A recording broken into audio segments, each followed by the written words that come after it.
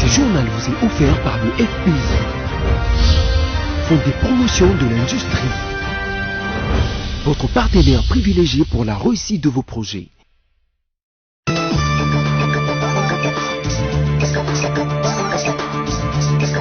Merci de votre fidélité à BSTV, mesdames, messieurs, voici le sommaire.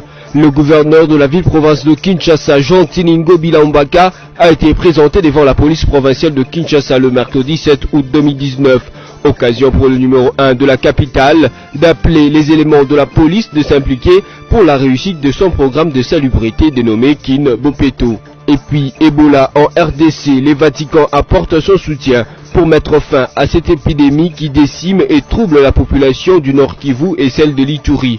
Annonce faite par le cardinal Kondo Apia, chargé des affaires sociales et sanitaires au Vatican. Ce dernier a affirmé que l'Église catholique apporte son aide pour éradiquer la maladie à virus Ebola en République démocratique du Congo. Enfin, après la démission de Jean-Florent Ibenge mercredi 7 août 2019 à la tête de l'équipe nationale de football, des voix s'élèvent déjà quant à sa succession. Si pour les autres c'est Claude Makelele qui va assumer cette charge, pour d'autres c'est Gernoro, ancien footballeur allemand, qui va prendre les commandes des Léopards. Rencontrés par nos reporters, certains Kinois saluent tout d'abord les départs de Florent Ibenge avant d'émettre le vœu de voir un fils de pays prendre la tête de l'équipe nationale de football. La formation du nouveau gouvernement a amorcé son dernier virage. Le Premier ministre Ilunga Ilunkamba, qui a la charge de constituer son équipe, est sur la voie de boucler ses consultations. Il a reçu ce mercredi 7 août à l'immeuble du gouvernement Némi Mouilania, coordonnateur du FCC, et Jean-Marc Kabunda Kabunda, représentant de la coalition Cash. Le Premier ministre vient de nous mettre une pression supplémentaire en nous donnant un chronogramme très contraignant jusqu'à samedi, a révélé Jean-Marc Kabunda, qui prend la décision de s'y atteler pour que dans les jours qui suivent, la liste de ministres Cash soit déposée à la primature.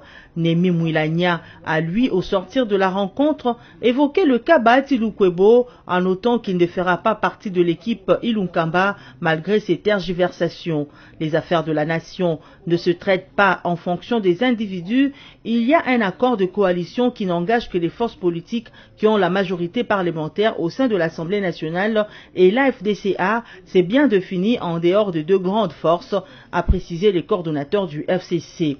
Le Premier ministre a imposé aux représentants des deux extrémités devant s'unir pour diriger la RDC, FCC Cash, un court délai pour que ces derniers, à leur niveau, finalisent les consultations pour lui soumettre la liste de leurs ministrables. Il faut noter que prochainement, le chef du premier gouvernement de l'alternance recevra séparément les délégations des deux regroupements politiques FCC Cash. Le gouverneur Jean Tiningo Bila et son gouvernement a été présenté à la police provinciale de Kinshasa.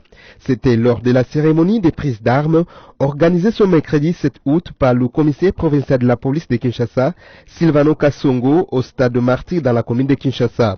L'objectif de cette cérémonie était de présenter le nouveau gouverneur de la ville de Kinshasa, Jean Tiningo Bilambaka, son vice-gouverneur Nerombongo Mbongo, ainsi que toute son équipe gouvernementale aux policiers de la capitale, en vue de leur permettre de connaître les nouvelles autorités urbaines.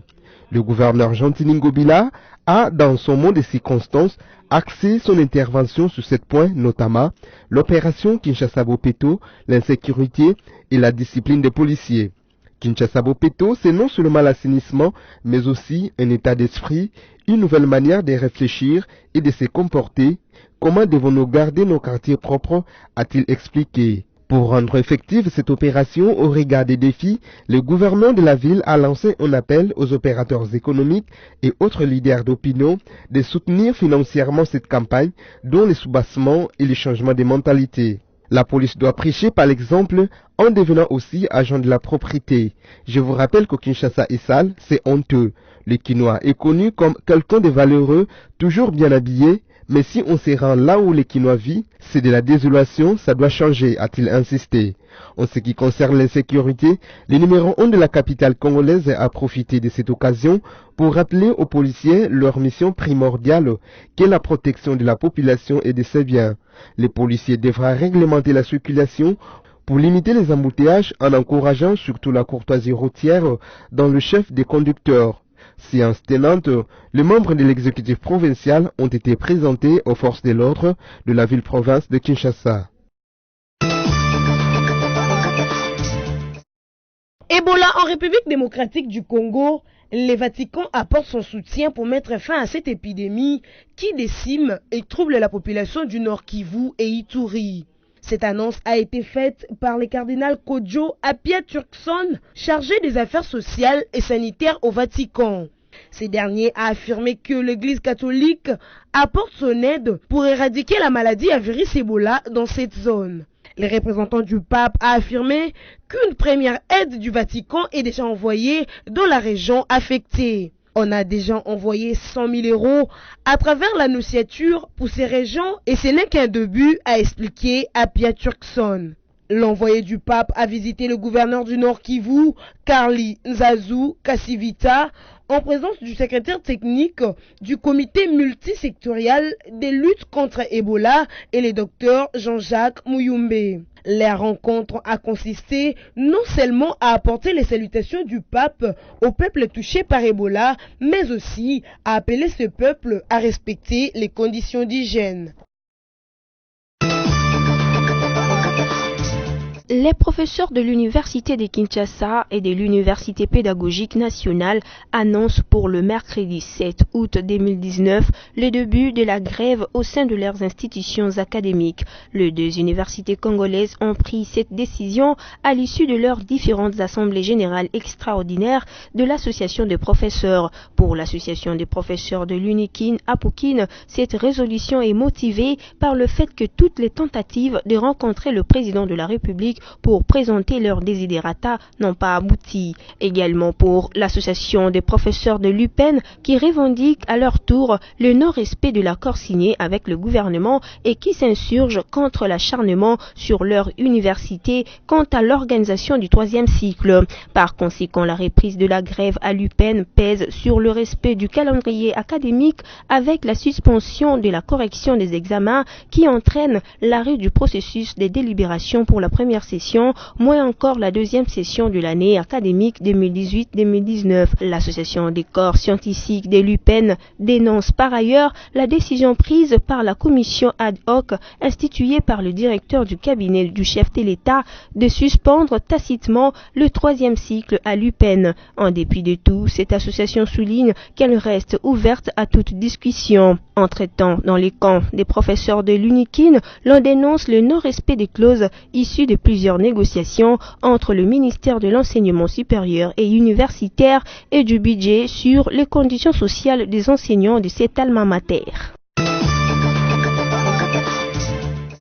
Un dialogue social a été organisé ce mercredi 7 août dans les localités du territoire d'Enirangongo, dans le Nord Kivu, entre le couche social et le gouverneur de cette province, Charly Nzazi. Histoire de remédier à la situation d'insécurité qui règne dans cette partie du pays, organisée par le numéro 1 de la province, cette rencontre était une occasion pour l'autorité provinciale d'écouter les doléances de la population qui se résument dans la persistance des conflits fonciers et ceux du pouvoir coutumier.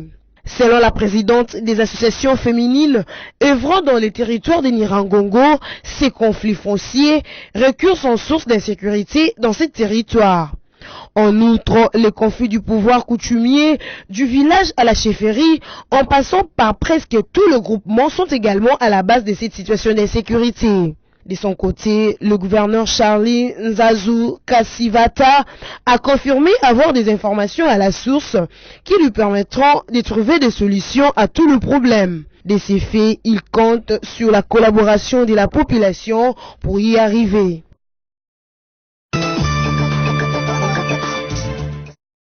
Zuleika Hassan, c'est le nom de la députée kenyane qui a été expulsée du Parlement par le président de l'Assemblée nationale ce mercredi 7 août 2019 pour avoir amené son bébé à l'hémicycle. L'intéressé n'avait pas la bouche cousue et s'est défendu en ces termes, je cite, « S'il y avait une crèche dans les bâtiments, j'aurais pu y déposer mon bébé. Je préférais l'amener avec moi plutôt que de ne pas venir travailler. » Ce qui est survenu au Parlement kenyan ouvre la voie à un débat autour de la réglementation adoptée depuis 2013. Cette dernière prévoit la mise en place des salles familiales pour encourager des femmes à s'engager en politique. Au dire de certains députés kenyans, cette réglementation est restée lettre morte depuis son adoption. Chassée du Parlement avec son enfant, Zuleika a bénéficié tout de même du soutien moral de ses collègues femmes et hommes. Quelques-uns ont pensé que la dame a voulu simplement faire le buzz. Profitant de l'incident, bon nombre de femmes ont trouvé un alibi pour revendiquer les droits d'allaiter en public.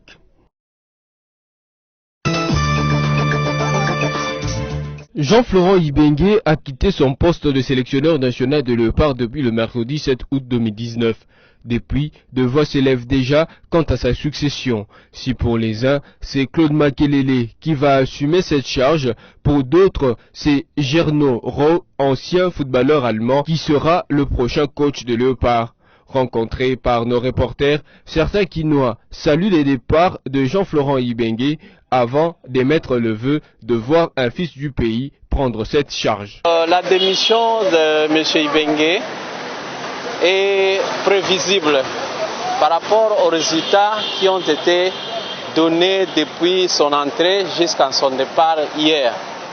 Bon, vous savez, il y a toujours ce qu'on appelle profession. Profession, c'est-à-dire on commence une carrière, soit on commence quelque chose et on doit toujours en finir.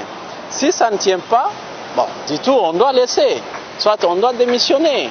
Bon, comme ça n'a pas tenu en termes de résultats, voilà, Ibenge a fait ce qu'il pouvait faire. Bon, nous avons été contents à un certain moment.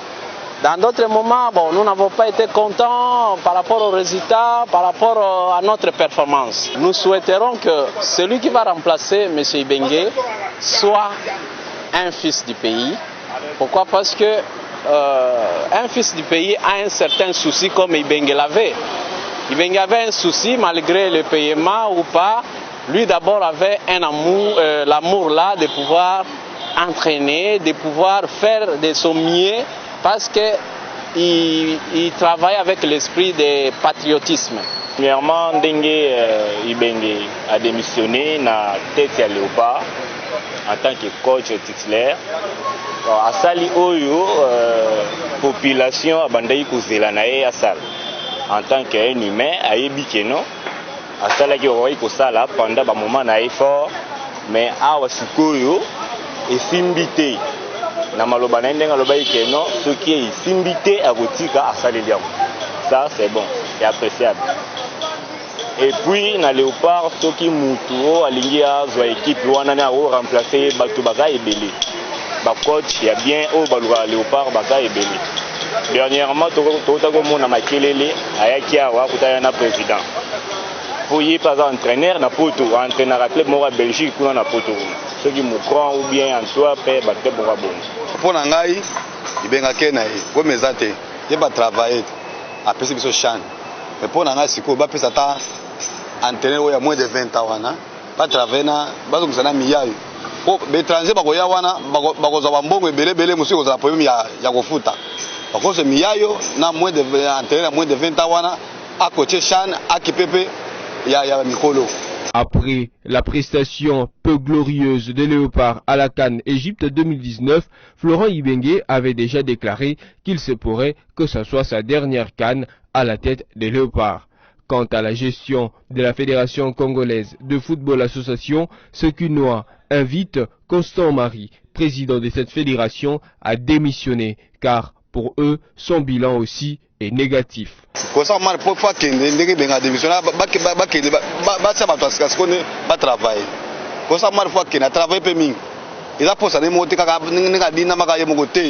Par rapport à Costa Omar, c'est lui le problème. Dans le football, il y a RDC. C'est lui le problème, c'est lui le cause. Il y a des malheurs, nyonso oyo, football congolaise, ils ont un club. Ils ont une équipe nationale, locaux, Chan ou bien I-23. Notez que les Léopards débuteront les éliminatoires de la 33e phase finale de la Coupe d'Afrique des Nations Cameroun 2021 contre le Panthère du Gabon en novembre 2019. La CAF a enfin tranché sur le résultat de la finale retour de la Ligue des champions africaine entre le Wydad de Casablanca et l'Espérance de Tunis. La Confédération africaine de football a déclaré perdant de la finale retour par forfait le club marocain du Wydad Casablanca, octroyant la Coupe de champions d'Afrique à l'Espérance de Tunis, ce au terme d'une longue procédure judiciaire. Les Marocains ont été sanctionnés pour avoir quitté l'aire de jeu lors du match retour le 31 mai, protestant contre une panne de l'assistance de l'arbitrage vidéo, persuadés que celle-ci aurait pu valider un but refusé par l'arbitre qui les aurait permis de revenir à un but partout, score du match aller. Si la CAF a sanctionné le Wydad de Casablanca, l'Espérance de Tunis n'est pas épargnée. Ce club tunisien va payer 50 000 $ pour usage de fumigène, écopé de 2 matchs à jouer à huis clos avec sursis. Pour les mêmes raisons, son président est à titre personnel puni de 20 000 $ d'amende pour son comportement antisportif à l'encontre du président de la CAF. Pour autant, la défaite sur le terrain du Wydad entraîne nécessairement la victoire finale des Tunisiens, comme l'a confirmé à l'agence française de presse un responsable de la Confédération africaine de football.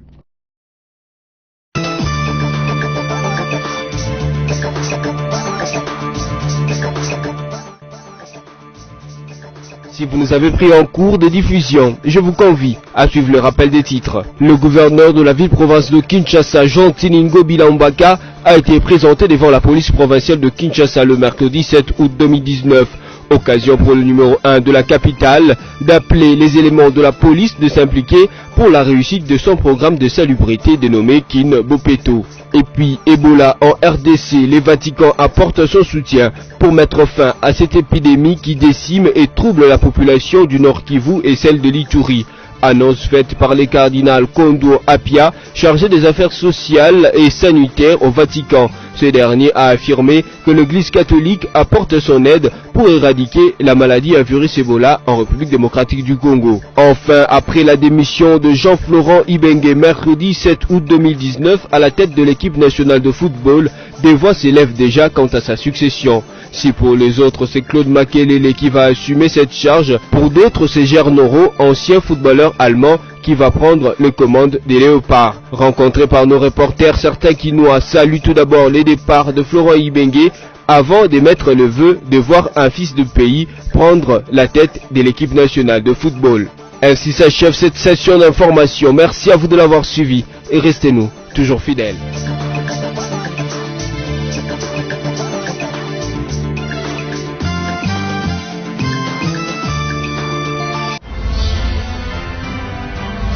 Ce journal vous a été offert par le FPI, Fonds des promotions de l'industrie, votre partenaire privilégié pour la réussite de vos projets.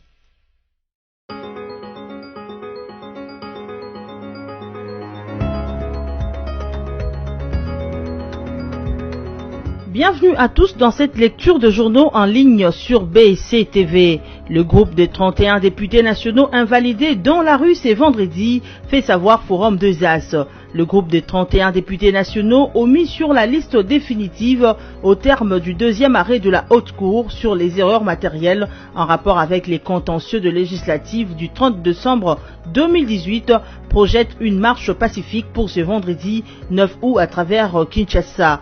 Selon les organisateurs, cette manifestation partira du boulevard du 30 juin pour se terminer au Palais de la Nation en passant par l'immeuble du gouvernement. Le GDO comptant en son sein des députés nationaux aussi bien du FCC que de l'opposition a saisi mercredi 7 août le gouverneur de la ville de Kinshasa pour solliciter l'encadrement par la police de leur marche.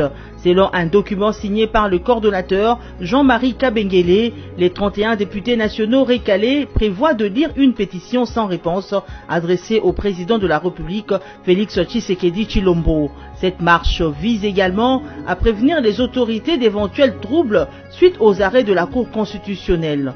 6 mois après l'accession au pouvoir de Tshisekedi, aucune mesure concrète n'a été prise pour renforcer la liberté de la presse, selon JED et RSF. 6 mois après l'accession au pouvoir de Félix Tshisekedi, aucune mesure concrète n'a été prise pour renforcer la liberté de la presse, écrit actualité.cd. 6 mois après l'accession au pouvoir de l'actuel chef de l'État, aucune mesure concrète n'a été prise pour renforcer la liberté de la presse, a écrit GED en collaboration avec RSF au mois de juin 2019, avec l'appui du réseau africain de la liberté d'expression. Journalistes en danger constate une détention précaire dans les climats généraux de travail de journalistes en RDC. 6 mois après l'accession au pouvoir du nouveau président de la République, Félix Tshisekedi, et en dépit de son engagement à promouvoir la presse pour en faire véritablement un 4e pouvoir, aucune mesure concrète sur le plan juridique ou sécuritaire n'a été prise par le nouveau pouvoir pour renforcer la liberté de la presse et la protection de journalistes, regrettent ces réseaux de journalistes.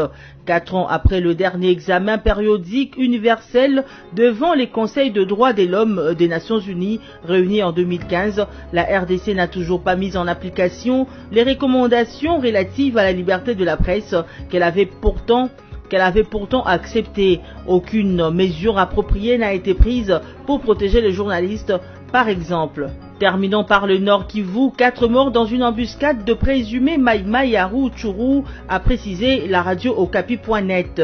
4 personnes ont été tuées et au moins 7 autres blessées dans une embuscade tendue à un camion mercredi 7 août dans la localité de Mukumbiri, en territoire des Rutshuru, à une centaine de kilomètres au nord de Goma, rapportent les sources administratives locales.